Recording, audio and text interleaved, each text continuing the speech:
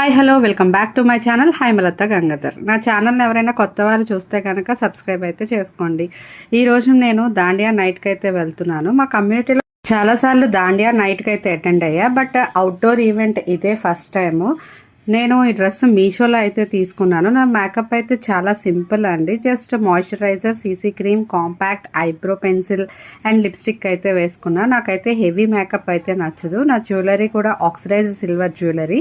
ఇది నేను పూర్ణ మార్కెట్లో స్ట్రీట్ షాపింగ్లో అయితే తీసుకున్నా. జస్ట్ నాకు 350 అయితే పడింది. ఇది 3 పీస్ సెట్ వచ్చిందండి. పాపిడి బొట్టు, ఇయర్ రింగ్స్ అండ్ చోకర్.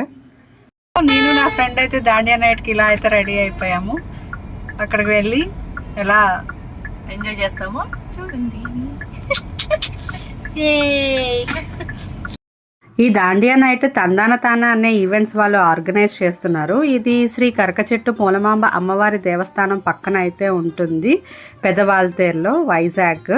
ఇక్కడికి మేము రాగానే అమ్మవారికి సార్ అయితే పెడుతున్నారు. నేను పెరిగిందంతా వైజాగ్లోనే, బట్ ఈ టెంపుల్ని అయితే నేను ఎప్పుడు విజిట్ చేయలేదు. చాలా బాగుంది ఈ టెంపుల్. ఇప్పుడైతే అమ్మవారికి సార్ అయితే పెడుతున్నారు అక్కడ.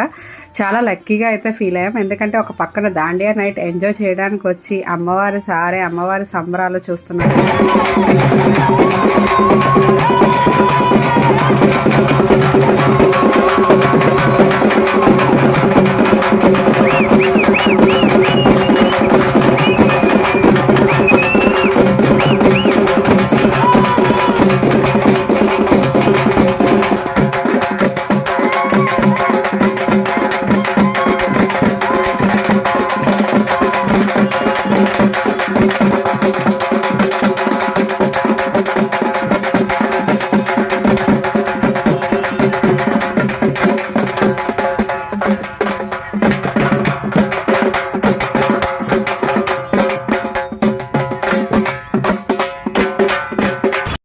ఆ డప్పుల సౌండ్ వినగానే ఒక్కసారిగా గూస్ బంప్స్ అయితే వచ్చాయి.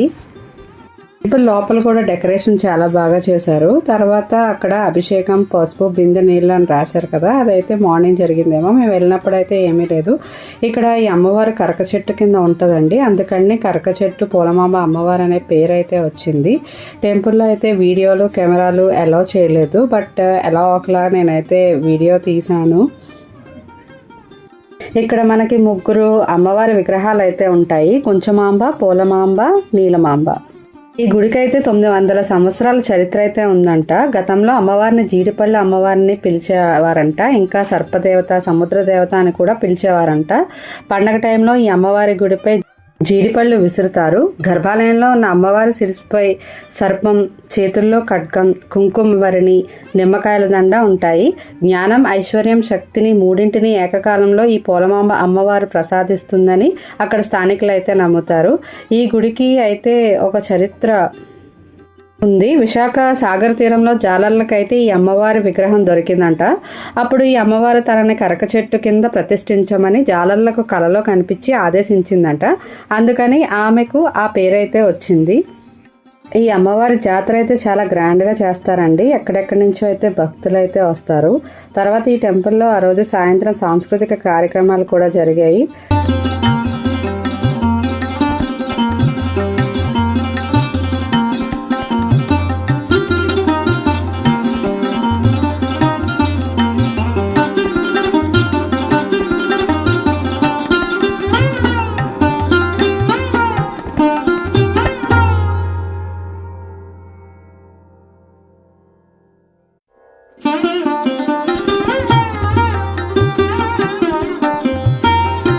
అమ్మవారి దర్శనం తర్వాత దాండియా నైట్కి అయితే స్టార్ట్ అయ్యాము. చూద్దాం సెలబ్రేషన్స్ అండ్ ఈవెంట్ ఎలా ఉంటుందో. నా డ్రెస్ కనుక మీకు నచ్చినట్లయితే కామెంట్ సెక్షన్లో చెప్పండి.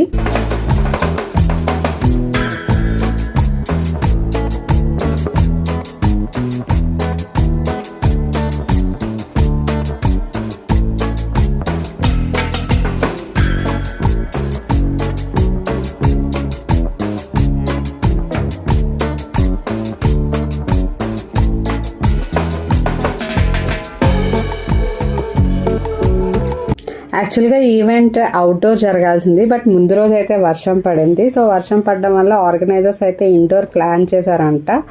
ఓకే, కొంచెం లిటిల్ బిట్ డిసప్పాయింట్మెంట్, బట్ మనం డ్యాన్స్లో అయితే తగ్గేదేలే, ఫుల్గా ఎంజాయ్ చేయాలని అయితే ఫిక్స్ అయిపోయాము. ఇలా లోపలికి ఎంట్రీ అవ్వగానే అక్కడ ఆర్గనైజర్ ఆవిడ బిందు అనమాట, ఆవిడైతే మాకు దాండియా స్టిక్స్ అయితే ప్రొవైడ్ చేశారు. ఇక్కడ అట్మాస్ఫియర్ అయితే చాలా కలర్ఫుల్గా బ్రైట్గా అయితే అనిపించింది. ఎంట్రన్స్లోనే మనకి అమ్మవారిని ప్రతిష్ఠించారు. మేము దర్శనం అయితే చేసుకున్నాము అమ్మవారిని. ఆవిడైతే చాలా అందంగా అయితే ఉన్నారు.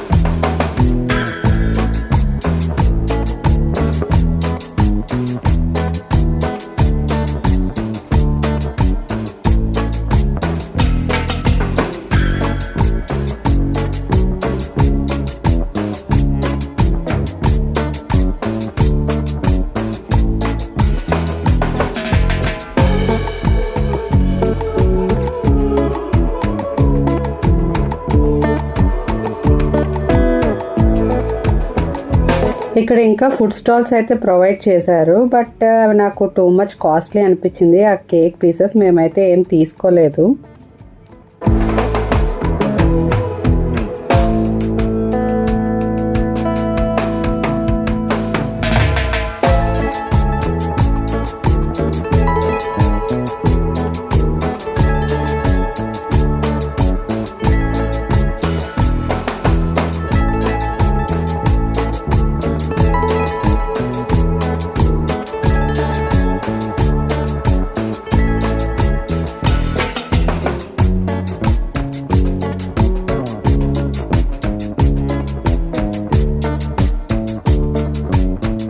వీళ్ళు లాస్ట్లో ఫుడ్ కూడా ప్రొవైడ్ చేశారండి, ఇడ్లీ, బోండా, సేమియా, పులిహోర. నేనైతే పిక్ అయితే తీయలేదు. సో అదండి, నేను దాండియా నైట్ ఇలా అయితే సెలబ్రేట్ చేసుకున్నాను. నా వీడియో కనుక మీకు నచ్చినట్టయితే please like, share and subscribe.